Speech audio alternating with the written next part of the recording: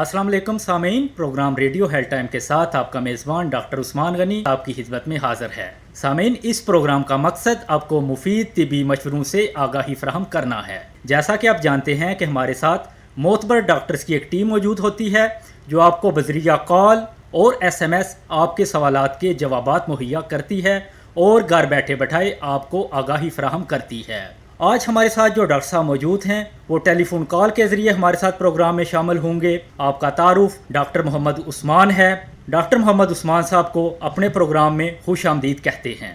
शुक्रिया डॉक्टर साहब, आज का जो हमारा टॉपिक है वो है गुर्दों के मसाइल। आज हम इस पर बात करेंगे कि हमारा एक बड़ा तबका, नौजवान तबका गुर्दों के मसाइल का तेज़ी से शिकार हो रहा है और जो लोग इसका शिकार हो चुके हैं वो अपने आप को कैसे बचा सकते हैं और जो लोग इससे बचना चाहते हैं वो कैसे अपने आप को बचा सकते हैं। तो आज हम इस हवाले से गुर्दों के मसाइल के हवाले से आपसे तफसील के साथ टेलीफोन कॉल के ज़रिए बातचीत करेंगे। डॉक्टर साहब, हमारे सामीन को बताइएगा कि गुर्दों का नॉर्मल फंक्शन क्या है। मैं अपने सारे सामीन के लिए बहुत ही सादा जुबान में उनको बता देता हूँ। जैसे कि अल्लाह ने हम सबको ज़्यादातर को 2 गुर्दे अदा किए हैं। गुर्दों का जो नॉर्मल फंक्शन है वो हमारे ब्लड प्रोडक्ट्स जो भी खून में हमारी फुजला हैं या जो वेस्ट प्रोडक्ट्स कहते हैं इनको फिल्टर करना और उसको पेशाब के जरिए हमारे जिस्म से खारिज करना। हम जो भी चीजें खुराक लेते हैं उससे जो भी न्यूट्रिएंट्स हम हासिल करते हैं हमारे ब्लड में जाते हैं तो उसी न्यूट्रिएंट्स से जो कुछ फुजला पैदा होते हैं या वेस्ट प्रोडक्ट पैदा होते हैं वही खून जब गुर्दों में जाता है तो गुर्दों के अंदर छोटे छोटे फिल्टर्स अल्लाह ने रखे हैं जो फिल्टर करते हैं उस खून को। उससे जो मुफीद चीजें हैं वो हमारे ब्लड में रह जाती हैं और जो फुजला है हमारे वो हमारे पेशाब के जरिए बाहर आ जाते हैं। ये अल्लाह का एक कुदरती निज़ाम है जिसकी वजह से हम नॉर्मली फंक्शन सारे करते हैं। जो गुर्दों के मसाइल का शिकार है उसमें कौन सी अलामात होंगी कि एक मरीज जो है वो घर में है और उसको पता चल जाए कि ये वो गुर्दों के मसाइल का शिकार हो रहा है? इसमें ऐसे है कि वो मरीज जिनको कोई ऐसी मर्ज लगा के जैसे कि शुगर का मर्ज हो, ब्लड प्रेशर का मर्ज हो, दिल का कोई मर्ज हो या कोई काला यरकान हुआ हो, ऐसे जो मरीज हैं इनमें गुर्दों के हमले का शिकार होने का खतरा बहुत ज्यादा है। तो इन सब मरीजों को अपने एक तो रेगुलर चेकअप जरूरी होता है कि वो अपना चेकअप रेगुलर कराते रहें और गुर्दों के टेस्ट वक्तन फवक्तन कराते रहें। अलामात की मैं अगर बात करूं तो गुर्दों के फेल होने की वजह से एक तो पेशाब की मिकदार में फर्क पड़ सकता है, पेशाब की मिकदार कम होना शुरू हो जाएगी और पेशाब या फिर कुछ लोगों का पेशाब झागदार होना शुरू होता है जिसकी वजह से प्रोटीन जो लॉस हो रही है उनकी यूरिन में उस वजह से पेशाब झागदार हो सकता है, थकावट का शिकार हो सकते हैं, रंग पीला हो सकता है, मतली आ सकती है, जिस्म पे सोजिश, पैरों पे सोजिश आ जाना, पैर सूज जाना और रंगत का पीला हो जाना, मतली आना, पैरों में अचमी रहना, खारिश जिस्म में, ये कॉमन अलामतें हैं जो गुर्दों के मरीजों में पाई जा सकती हैं। और जो ऐसे मरीज हैं जिनको कोई ऐसा मर्ज लाक है और अगर उनमें ये अलामतें शुरू होना शुरू हो गई हैं तो उनको चाहिए कि वो फौरी तौर पे अपने फिजिशियन डॉक्टर के पास जिनसे वो इलाज करा रहे हैं जाएं और अपने गुर्दों की हेल्थ के बारे में मशवरा ले लें, उनसे टेस्ट करा लें ताकि पता चला जाए कि उनके गुर्दे किसी मर्ज का शिकार तो नहीं हो गए। छोटा पेशाब जो है वो कितनी दफ़ा रात को एक पेशेंट करे तो उसका शक पड़ सकता है कि वो गुर्दों के मसाइल का शिकार हो रहा है? उसमें ऐसे नहीं है कि वो रात को करे या दिन को करे। उसमें जो उसका 24 आवर का यूरिन का वॉल्यूम है कि 24 घंटे में एक बंदा है तो नॉर्मली 1.5 से 2 लीटर पेशाब करता है। जो गुर्दों के मसाइल के शिकार लोग होते हैं उनमें एक तो तादाद मिकदार जो है वो यूरिन की कम होना शुरू हो जाती है या फिर जो रात को पेशाब की आप बात कर रहे हैं वो जिनको प्रोस्टेट या गदूद का मसला है या फिर शुगर का मसला है उनको रात को बार बार उठ के जाना पड़ सकता है या रुक रुक के पेशाब आना, कतरा कतरा करके आना, पेशाब के लिए जाते हैं बैठते हैं तो पेशाब आता नहीं है, जोर लगाना पड़ता है, पेशाब की जहाज सही नहीं बनती या पेशाब में रुकावट होना कि पेशाब आ गया और पेशाब निकल नहीं रहा, तो ये गदूद के मसले की वजह से हो सकता है। इसकी वजह से भी बैक प्रेशर की वजह से गुर्दों पे असर आ सकता है और लोगों के गुर्दे इस वजह से भी फेल हो जाते हैं। ये भी एक अलामत है जिन लोगों को जो 50 से 60 साल से ऊपर मर्द हज़रात हैं उनमें गदूद का मसला आना शुरू हो जाता है। उनको भी अपना अल्ट्रासाउंड कराना चाहिए और चेकअप कराना चाहिए कि अगर उनका गदूद बढ़ गया तो उसके लिए इलाज किया जा सके। ताकि हमारे यहाँ नौजवानों का एक बड़ा तबका तेजी से गुर्दों के मसाइल का शिकार हो रहा है, इसकी क्या वजूहात हैं? अच्छा, इसमें एक मेजर वजह तो ये है कि दवाइयों का बेदरेग इस्तेमाल, जैसे कि दर्दों की दवाइयाँ जो बगैर प्रिस्क्रिप्शन के बहुत सारे लोग इस्तेमाल करी जा रहे हैं, जोड़ों के दर्द की दवाई या कहीं और जिस्म में दर्द की दवाइयाँ, दर्द के इंजेक्शन, डिक्लोरान या इस तरह के बहुत सारे इंजेक्शन जो आप लोकल क्लिनिक्स पे लोग लगवाते हैं। एक तो ये वजह है।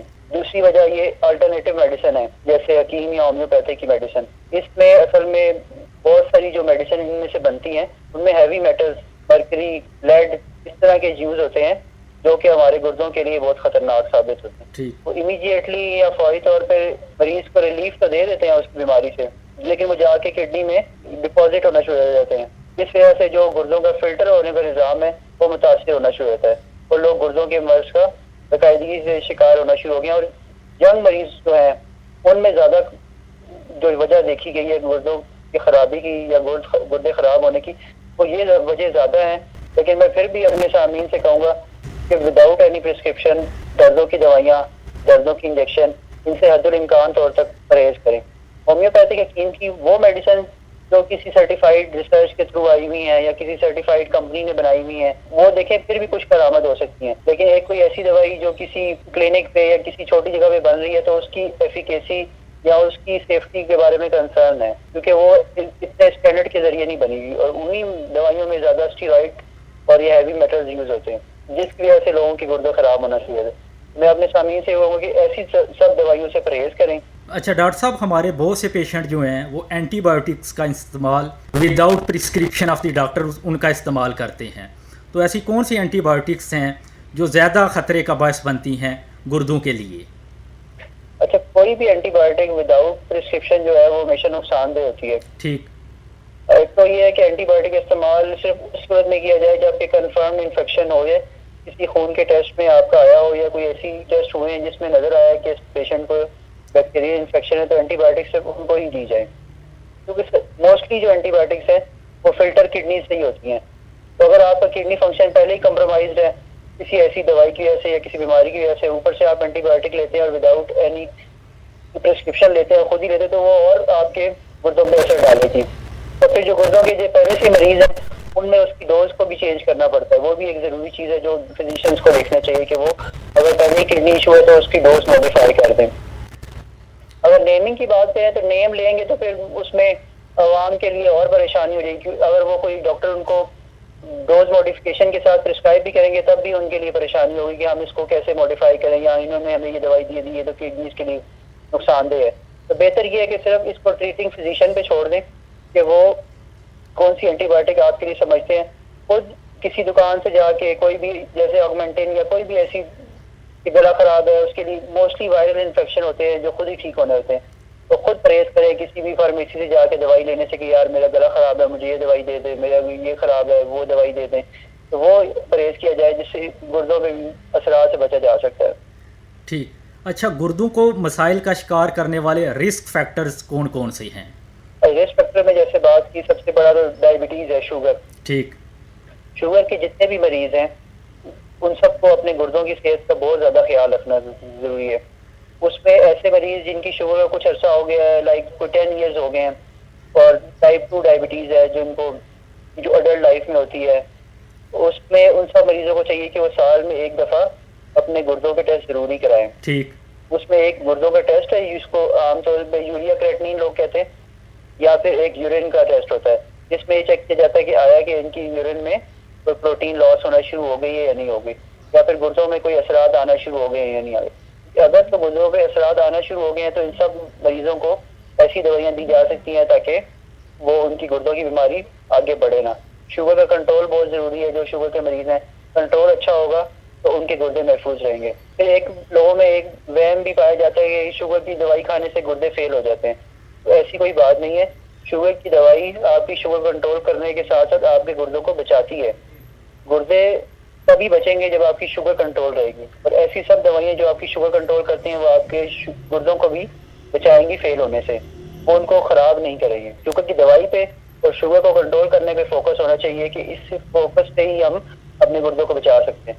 دوسرا بلڈ پریشر کے مریض پھر ہیں جن کا بلڈ پریشر کنٹرول نہیں ہے، کبھی دوائی لیتے ہیں کبھی نہیں لیتے، جب بھی طبیعت خراب ہوئی اس دن دوائی لے لی، نہ خراب ہوئی سمجھا تو چھوڑ دیے. ایسے سب مریض جن کا بلڈ پریشر ان کنٹرول رہتا ہے ان کے لیے بھی گردے خراب ہونے کا رسک بہت زیادہ ہے.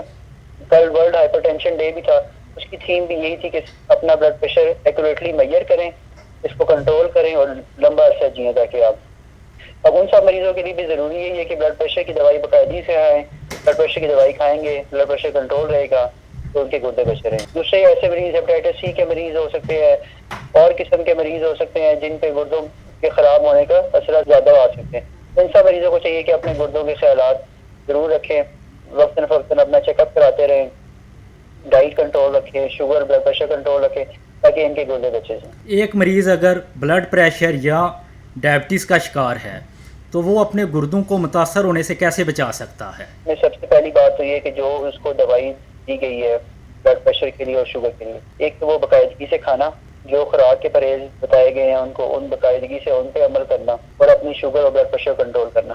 یہی وہ عوامل ہیں جن کی وجہ سے ان کے گردے بچے جا سکتے. اس سے کوئی عوامل نہیں ہے جس کی وجہ سے ان کے گردے, اس کے علاوہ کوئی دوائی کھانے سے وہ گردے ٹھیک کر لیں, یا کوئی انہی چیزوں کو کنٹرول کرنے سے ان کے گردے بچے رہیں گے اور ان کی آگے کی زندگی بہتر گزرے گی. اگر ان کی شوگر کنٹرول نہیں ہے, بلڈ پریشر کنٹرول نہیں ہے, تو ان کے گردوں پہ اثرات آنا شروع ہو جائیں گے. گردوں پہ اثرات آنا شروع ہو جائیں تو پھر اگر پھر بھی اس کے بعد بھی لوگ احتیاط نہ کریں, پھر یہ بڑھنا شروع ہو جاتے ہیں. بڑھنا شروع ہوتے ہوتے یہ پھر فیلئر کی طرف جانا شروع ہوتے ہیں. جیسے آپ سنتے ہیں پھر جب لوگوں کے گردے فیل ہو جاتے ہیں تو سامعین کو پتہ ہے پھر لوگ ڈائلسس کرانا شروع ہوتے ہیں یا پھر کڈنی ٹرانسپلانٹ کی طرف جانا پڑتا ہے. تو سب سے بچنے کا ایک ہی صورتحال ہے کہ اپنے جو عوامل ہیں, آپ نے کوئی ایسی بیماری پائی جاتی ہے اس کو کنٹرول کیا جائے تاکہ گردے خراب ہونے سے بچے. اچھا, دل کے جو امراض کے مریض ہیں, اسکیمک ہارٹ ڈیزیز یا ہارٹ فیلئر کے جو مریض ہیں, وہ کس حد تک گردوں کے مسائل کا شکار ہو سکتے ہیں, یا ان کو پھر کیا احتیاطی تدابیر اپنانی چاہیے کہ وہ اپنے گردوں کو بہتر رکھ سکیں, ان کا فنکشن بہتر رکھ سکیں؟ اس میں ایسے ہے کہ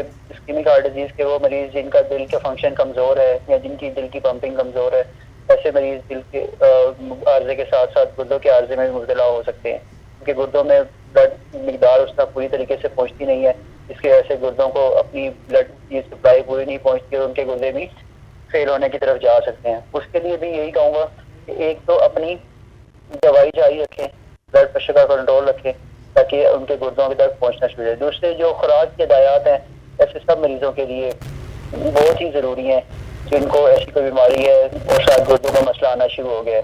اس میں نمک کی مقدار ہے, نمک کی مقدار کا استعمال کم سے کم کیا جائے. پروٹین ہے, یہ جو گوشت ہے, چھوٹا بڑا گوشت ہے, اس کو تھوڑے مقدار میں کھایا جائے. کہتے ہیں ہفتے میں 1 یا 2 دفعہ آپ 1 یا 2 بوٹی کھا سکتے ہیں. مرغی کا گوشت کھا سکتے ہیں, مچھلی کا گوشت کھا سکتے ہیں. پھر ایسی چیزیں جن میں پوٹیشیم زیادہ پایا جاتا ہے, ایسے فوڈس ان کو اوائڈ کریں. جس میں سب سے کامن جو ہے کیلا ہے, کیلے کا استعمال گردے کا مریض جن کو گردوں کا مسئلہ ہو گیا ہے وہ کم استعمال کریں. کھجور کا استعمال کم کریں. اور پانی کی مقدار ان سب مریضوں کو جن کو گردے کا مسئلہ لاحق ہو چکا ہے ان کے لیے صرف کیئر میں, ان کے لیے پانی کی مقدار ایسے طے کی جاتی ہے کہ اگر ان کو ایک دن میں فرض کریں 24 گھنٹے میں 1 لیٹر پیشاب آتا ہے تو اس سے تقریباً 500 ml زیادہ پانی پیتے ہیں. 1500 ml اگر وہ پانی پیتے ہیں تو وہ ان کے مقدار میں ٹھیک ہے, ان کے جسم میں پانی اکٹھا نہیں ہوگا. لیکن اگر ان کو پیشاب 1 لیٹر آتا ہے, وہ پانی, جوس, چائے سب چیزیں ملا کے وہ دن میں 2 لیٹر ہو جاتا ہے, تو پھر ان کے جسم میں پانی اکٹھا ہونے کا خطرہ زیادہ ہوتا ہے. جبکہ باقی عام عوام کے لیے گردوں کو بچانے کے لیے یہ چیز بتانا بہت ضروری ہے کہ پانی کا استعمال بہت ضروری ہے گردوں کے نارمل فنکشننگ کے لیے. ایک عام بندے کو دن میں 8 سے 10 گلاس پانی پینا چاہیے. پاکستان میں زیادہ تر 8 سے 9 مہینے گرمیوں کا موسم رہتا ہے, پسینہ آتا ہے, اس سے پانی ضائع ہوتا ہے, پیشاب کے ذریعے نکلتا ہے جسم سے, ایویپوریشن ہیٹ کے ذریعے نکل رہا ہوتا ہے پانی. اس سب کو آپ کو کمپنسیٹ کرنے کے لیے دن میں 8 سے 10 گلاس پانی پینا ضروری ہے. جب آپ باہر گرمی سے ہو گئے ہیں, پسینے سے ہو گئے ہیں, تو آپ کو آ کے پانی کا استعمال ضروری کریں تاکہ آپ کی پانی کی ریکوائرمنٹ پوری ہو, جسم ہائیڈریٹ رہے, اور گردے اپنے فلٹریشن کام کرتے رہیں, پیشاب پروڈیوس کرتے رہیں تاکہ آپ کے گردے بچے. یہ نارمل لوگوں کے لیے پانی کا مقدار کا استعمال اور پانی کا استعمال بہت ضروری ہے گردوں کی ہیلتھ کو بچانے کے لیے. ایک پیشنٹ اگر گردوں کے مسائل کا شکار ہے اور اس کا جو دل کا جو فنکشنل سٹیٹس ہے وہ ٹھیک ہے, اور اس کو کوئی سویلنگ وغیرہ, جیسا کہ ہم دیکھتے ہیں کہ جو کرونک کڈنی ڈیزیز ہے یا گردوں کے مسائل ہیں اس میں سویلنگ ہو جاتی ہے پاؤں پہ, ہاتھوں پہ, منہ پہ, اس کو سویلنگ نہیں ہے, تو وہ کتنا پانی پی سکتا ہے؟ وہ تقریباً اپنے ڈیلی ریکوائرمنٹ کے مطابق 1.5 سے 2 لیٹر پانی پی سکتا ہے. لیکن اس کو بھی پانی کا مقدار, جس کو سویلنگ ابھی نہیں ہے, اس کو بھی پانی کی مقدار اپنے پیشاب کی مقدار کے ساتھ جوڑنی ہے. اگر اس کو سویلنگ نہیں ہے اور اس کو پیشاب ٹھیک آتا ہے اور ابھی اس کا فنکشن کمپرومائز نہیں ہوا, تو تقریباً 2 لیٹر تک پیشاب کرتا ہے, تو پھر وہ 2-2.5 لیٹر تک پانی پی سکتا ہے. پانی, لکوڈ, سب چیزیں شامل ہیں, اس سے میرا مراد ہے جس میں پانی, چائے, جوس, جتنی چیزیں شامل ہیں, یہ سب چیزیں نہیں کہ آپ 2 لیٹر پانی پیئیں اور 1 لیٹر بیچ میں جوس, چائے, سب چیزیں شامل ہو جائیں. لکوڈس کا حساب ہے کہ آپ نے ایک لکوڈس دن میں کتنے لینے ہیں. تو ایسے مریض جن کی پیشاب کی مقدار صحیح ہے وہ 2-2.5 لیٹر تک دن میں لکوڈس لے سکتے ہیں. اور جن کی پیشاب کی مقدار کم ہونا شروع ہو گئی ہے, بے شک ابھی سوجن نہیں آئی, اس کا مطلب یہ کہ ان کے پانی اکٹھا نہیں ہوا, یا تو وہ ڈائیوریٹکس دوائیاں لے رہے ہیں یا ابھی ان کی فنکشننگ صحیح ہے, تو ان کو بھی چاہیے کہ وہ پانی کی مقدار اتنی کرے جتنے پیشاب کے حساب سے ہے. پیشاب کے حساب سے 500 ml زیادہ وہ بھی لے سکتے ہیں۔ اچھا، کڈنی کے جو مسائل ہیں اس میں ساتھ یورک ایسڈ بھی بڑھ جاتا ہے، تو اس میں کیا علامات ایکسٹرا ایڈ ہو جائیں گی پیشنٹ کی سمٹمز میں کہ وہ گردوں کے مسائل کا شکار تھا لیکن اس کا اب یورک ایسڈ بھی بڑھ چکا ہے؟ اچھا، یورک ایسڈ جس کو عام یا گنٹیا کا مسئلہ کہتے ہیں، یہ ٹھیک، کامن ہے، جو گردوں کے مسائل کے شکار لوگ ہوتے ہیں ان میں یورک ایسڈ بھی بڑھ جاتا ہے۔ اس کی کامن علامات میں جو چیز آتا ہے کہ یہ یوزلی تو اٹیکس میں آتا ہے، یورک ایسڈ کا جو درد ہوتا ہے جس میں گھٹنوں کا یا جوڑوں کا جانا، سب سے کامن جوڑ آپ کا یہ جو پاؤں کا انگوٹھے کا جوڑ ہے جہاں سے انگوٹھا شروع ہوتا ہے، اس جوڑ کا ٹوٹ جانا، اور ٹوٹ جانا، لال ہو جانا اور درد، شدید درد کا شکار ہونا، یہ یوزلی اٹیکس ہوتے ہیں۔ مہینے 2 مہینے بعد کسی کو ایک اٹیک ہوگا کسی ایک جوڑ کا، اس میں وہ اٹیک میں اس کا وہ جوڑ سوج جائے گا، لال ہو جائے گا اور اس میں شدید درد ہوگی، اور یہ اٹیکس یوزلی کہیں گے ہفتے کے 10 دن میں دوائی سے ٹھیک ہو جاتے ہیں، پھر یہ لوگ ٹھیک ہو جاتے ہیں، دوبارہ کچھ عرصے بعد دوبارہ اٹیکس ہو سکتے ہیں۔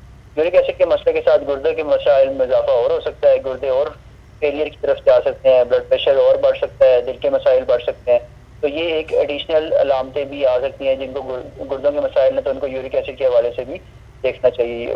ایکسٹریم کیسز میں جا کے گردوں میں پتھری بن سکتی ہے یورک ایسڈ کی وجہ سے، جوڑوں میں یورک ایسڈ ڈپازٹ ہو سکتا ہے جس میں جوڑوں کی شکل میں چینجز آ سکتی ہیں، جوڑ سوج جاتے ہیں، جوڑوں کی شکل ٹیڑھی ہو جاتی ہے، یہ بھی ایک یورک ایسڈ کی علامتوں میں شامل ہے۔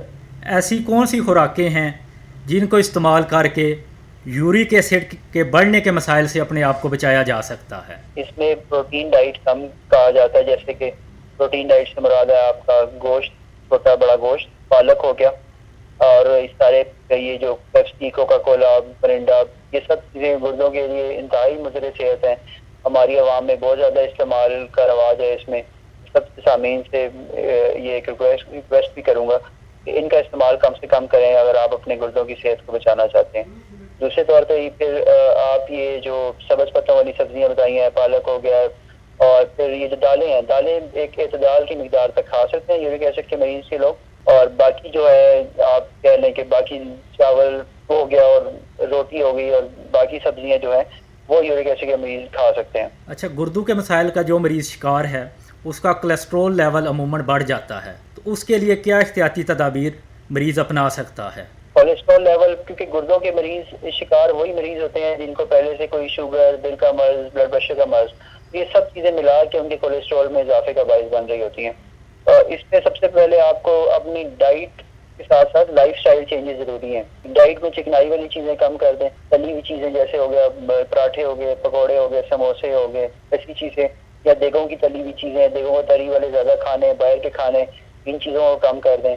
اپنی ڈائٹ میں فریش فروٹس لے کے آئیں، سیلڈز لے کے آئیں، سبزیوں کا استعمال زیادہ کریں، یہ آپ کے کولیسٹرول کو بھی کم کریں گے، بلڈ پریشر کو بھی مینٹین کریں گے اور آپ کی فزیک کو بھی مینٹین کریں۔ اس کے ساتھ ساتھ واک، ایسے مریض جو واک کر سکتے ہیں ان کے لیے کہا جاتا ہے کہ ہفتے میں 5 دن کم سے کم 30 منٹ کے لیے روزانہ تیز واک کریں، اتنی تیز واک کریں کہ ان کی دل کی دھڑکن تھوڑی سی تیز محسوس ہو اور ہلکا ان کو پسینہ محسوس ہو، تو یہ 5 دن ہفتے میں ضرور واک کا استعمال، اس سے بھی آپ کے شوگر کنٹرول میں فائدہ ہوگا، بلڈ پریشر کنٹرول میں فائدہ ہوگا، آپ کو کولیسٹرول کم ہوگا جس سے دل کی بیماریوں کا حملے کا چانس کم ہو سکتا ہے، اور آپ کے الٹیمیٹلی جا کے گردوں کی صحت بھی امپروو ہوگی۔ سامعین، آپ پروگرام سن رہے ہیں ریڈیو ہیلتھ ٹائم۔ اس پروگرام کا مقصد آپ کو مفید طبی مشوروں سے آگاہی فراہم کرنا ہے۔ آج ہمارے ساتھ medical specialist doctor Muhammad Usman موجود ہیں۔ آپ سینئر رجسٹرار ہیں فیڈرل گورنمنٹ پولی کلینک ہسپتال اسلام آباد میں۔ بذریعہ ٹیلی فون کال آج ہمارے ساتھ آپ موجود ہیں۔ اچھا ڈاکٹر صاحب، ایسے کون سے ٹیسٹ ہیں جن کو روٹین میں کرانا چاہیے یا جن کی وجہ سے ہمیں پتہ چلتا ہے کہ ایک پیشنٹ گردوں کے مسائل کا شکار ہو رہا ہے؟ اس میں ایسا ہے کہ سب ایسے مریض جن کو بلڈ پریشر ہے، شوگر ہے، دل کا مسئلہ ہے، ان کے لیے یوریا کریٹینین کا ٹیسٹ اور اس کے ساتھ یورین آر ای ایک ٹیسٹ ہے، یہ عام کسی بھی لیبارٹری سے ہو سکتا ہے۔ یہ وہ ٹیسٹ ہے جو بھی اپنے گردوں کی بارے میں معلومات حاصل کرنا چاہتے ہیں، یہ سب مریض اپنا یہ ٹیسٹ کرا سکتے ہیں۔ پھر اگر آپ نے ڈیٹیل دیکھنی ہو یا کچھ اس کو ڈیٹیل میں ویریفائی کرنا ہو کہ کڈنی ڈیزیز کہاں تک ہے، وہ پھر ٹریٹنگ فزیشین ہے، وہ اس کو پھر فردر بھی ایویلویٹ کر سکتے ہیں کہ کڈنی ڈیزیز کہاں تک ہے، ان کی جی ایف آر کتنی گر گئی ہے، فلٹریشن پاور کتنی کم ہو گئی ہے، تو اس کے لیے فردر ٹیسٹ بھی کیے جا سکتے ہیں۔ لیکن ایسے سب مریض جو اپنی مڈل ایج میں ہیں، مڈل ایج سے اوپر ہیں، وہ اگر اپنا ایک گردوں کا ٹیسٹ کرانا چاہتے ہیں تو وہ یوریا کریٹین اور یا یوریناری ٹیسٹ کرا سکتے ہیں، اس سے ان کے گردوں کی ہیلتھ کے بارے میں آئیڈیا انہیں مل جائے گا۔ ہمارے سامعین کو بتائیں کہ ایک پیشنٹ جو ہے گردوں کے مسائل کا شکار ہے، اس کے پاس علاج کے کیا کیا آپشنز موجود ہیں؟ جو بھی گردوں کے مسائل کے شکار لوگ ہیں ان کے لیے علاج کے ڈفرینٹ آپشن موجود ہیں. اگر تو ان کی فلٹریشن بہت کم نہیں ہوئی ہے، گردوں کی فنکشننگ ابھی کچھ موجود ہے اور کچھ خراب ہوئی ہے، تو ایسے مریض اپنی بیماری کو جس کی وجہ سے وہ گردے کی بیماری کا شکار ہوئے ہیں اس کو کنٹرول کر کے گردوں کو فیل ہونے سے بچا سکتے ہیں. جیسے میں نے ذکر کیا کہ شوگر کے مریض سالانہ اپنا گردے کا ٹیسٹ کرائیں، بلڈ پریشر کے مریض اپنا ٹیسٹ کرائیں. اگر ان کے گردے کی پاور فلٹریشن کم ہو رہی ہے تو اپنا شوگر، بلڈ پریشر، دل کی بیماری کو کنٹرول کر کے گردوں کو فردر خراب ہونے سے بچا سکتے ہیں. دوسرے وہ مریض ہیں جن کے گردے اینڈ سٹیج رینل ڈیزیز یا کہتے ہیں کہ گردے فیل ہو گئے ہیں، اس سٹیج پہ جو پہنچ چکے ہیں، ان کے لیے دو آپشن موجود ہوتے ہیں. یا تو ڈائلسس کا ایک آپشن ہے اور ایک دوسرا رینل ٹرانسپلانٹ یا گردے کو تبدیلی کا ایک آپشن موجود ہے. ڈائلسس انہی لوگوں کے لیے تجویز کیا جاتا ہے جن کے اپنے گردے فیل ہو چکے ہیں یا اپنی ان کی فنکشننگ ختم ہو چکی ہے. ایسا کچھ نہیں ہے، عوام میں اکثر پایا جاتا ہے کہ ایک دفعہ ڈائلسس ہو گئے تو ہمیشہ ہوتے رہیں گے.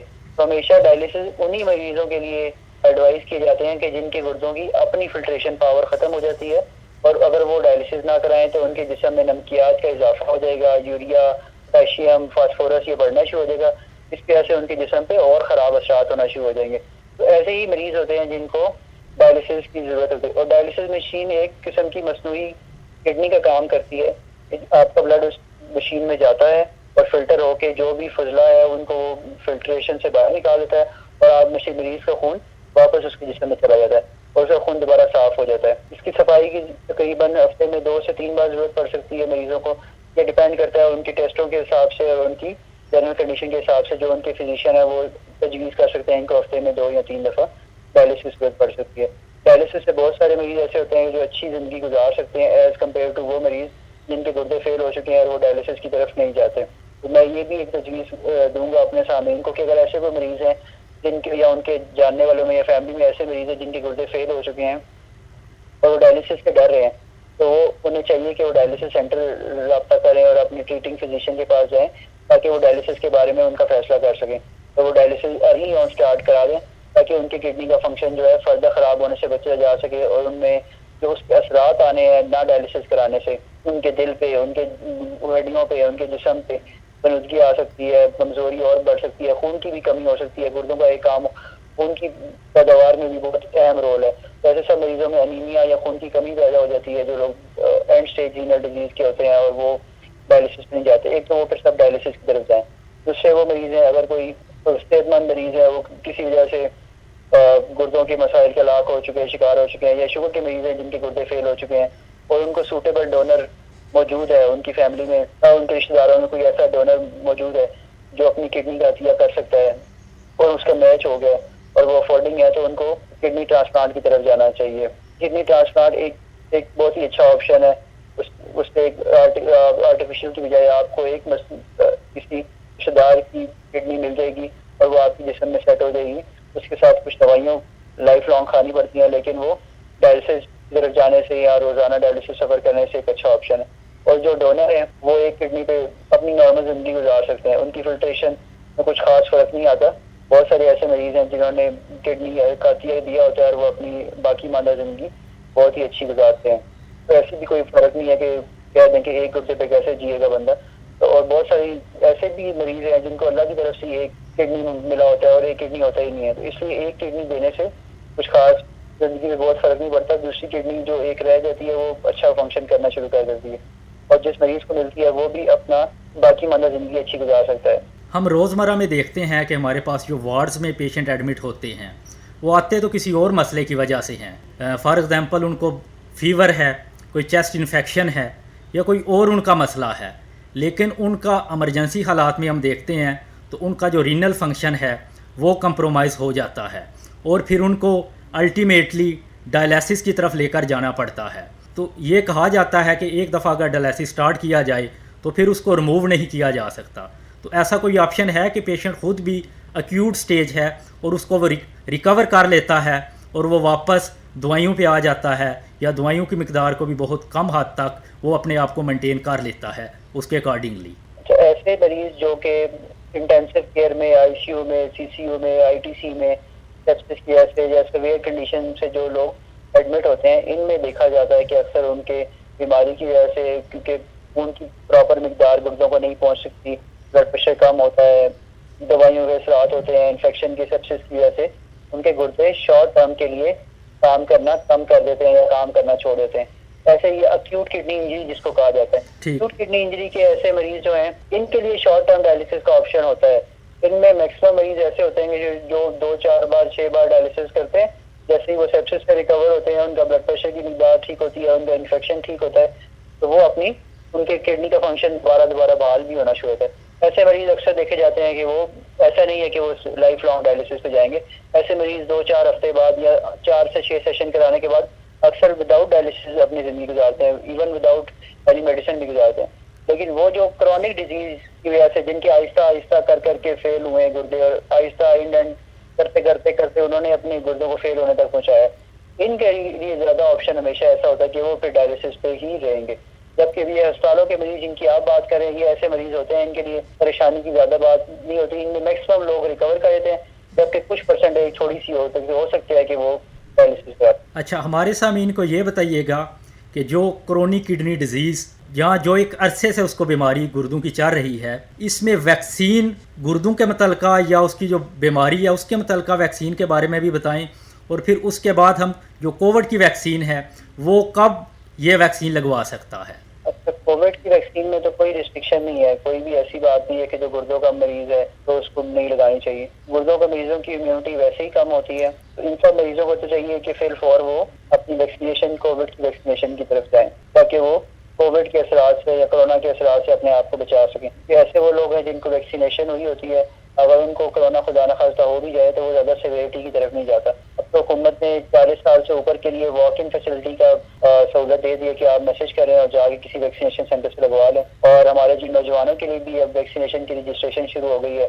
جو 30 سال سے اوپر جتنے نوجوان ہیں وہ سب اپنا 1166 پہ اپنا ID کارڈ نمبر سینڈ کریں اور اپنی ڈیٹ کا انتظار کریں اور جا کے ویکسینیشن کروا لیں. اپنی دونوں ڈوزز ضرور لگوائیں. سب کو یہ میری طرف سے یہ ریکویسٹ ہے کہ آپ کووڈ کی ویکسینیشن ضرور آپٹ کریں، بے شک وہ آپ کسی بیماری کا شکار ہیں یا نہیں شکار، کیونکہ ایک ویکسین ہی وہ واحد حل ہے ہمارے پاس کہ ایسے ہم کورونا سے بچ سکتے ہیں اور اس کے پھیلاؤ کو روک سکتے ہیں. اور ایک ماسک ہے، ان دونوں چیزوں کا استعمال ضرور کریں. سامعین، آج ہم بات کر رہے تھے گردوں کے مسائل کے حوالے سے، اس میں اپنے آپ کو کیسے بچا سکتے ہیں، اور ایک پیشنٹ اگر اس کا شکار ہو چکا ہے تو وہ مزید بیماریوں سے اپنے آپ کو کیسے بچا سکتا ہے. آج ہمارے ساتھ شریک گفتگو رہے ڈاکٹر محمد عثمان. آپ کا تعلق فیڈرل گورنمنٹ پولی کلینک ہسپتال اسلام آباد سے ہے.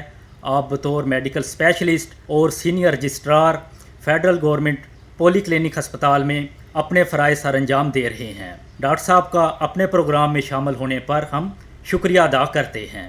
سامعین، آج ہم نے بات کی گردوں کے مرض اور ان سے جڑے ہوئے مسائل کے حوالے سے. امید کرتے ہیں کہ آج کا پروگرام آپ کو اچھا لگا ہوگا. اس پروگرام کے پروڈیوسر تھے ناصر علی خان صاحب. اگلے پروگرام تک اپنے میزبان اور مہمان کو اجازت دیجیے. اگلے ہفتے نئے پروگرام کے ساتھ، نئے موضوع کے ساتھ اور نئے مہمان کے ساتھ آپ کی خدمت میں دوبارہ حاضر ہوں گے. تب تک کے لیے اللہ حافظ.